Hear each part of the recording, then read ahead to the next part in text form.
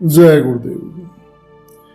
आज का ये संस्मरण बहुत पुराना है और परम पूज्य स्वामी जी महाराज उनके स्वयं के द्वारा ही बतलाया गया है।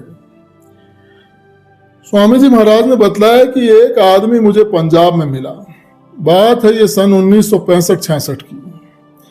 मुझे साधु वेश में देखकर वो आदमी मुझे कहने लगा कि ये साधु सन्यासी जगत के लिए भार बन जाते हैं, कोई काम करके खाते तो कोई बात थी। तो अनायास ही वो मुझसे आकर टकरा गया।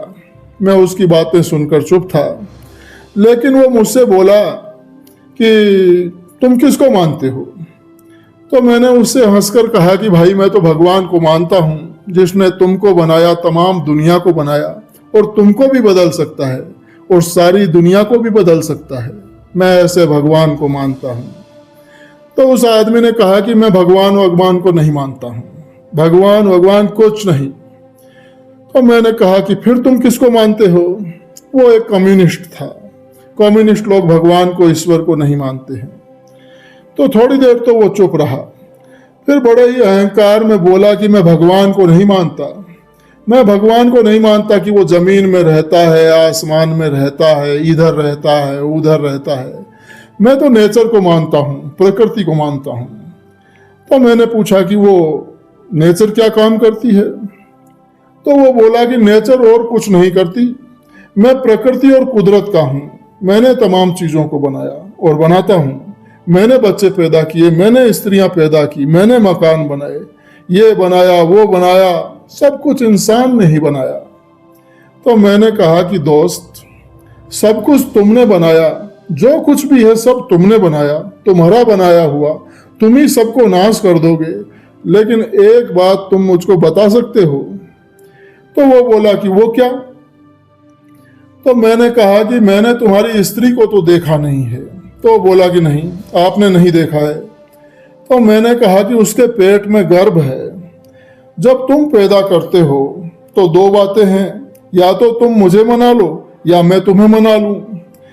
तो तुम मुझे ये बताओ कि तुम्हारी देवी के पेट में गर्भ है, फिर ये बताओ कि पेट में लड़की है या लड़का? तुम्हें बताना होगा कि पेट में लड़की है या लड़का।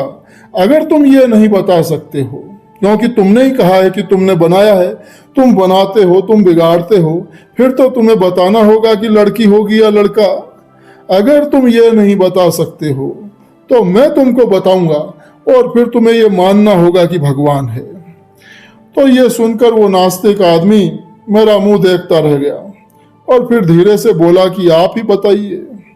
तो मैंने कहा कि सोच लो, और अगर मेरी बात सच निकली तो तुम्हें ईश्वर पर यकीन करना होगा। तो वो आदमी बोला कि आप ही बताइए। मैंने कहा कि तुम्हारी स्त्री के गर्भ में लड़की है।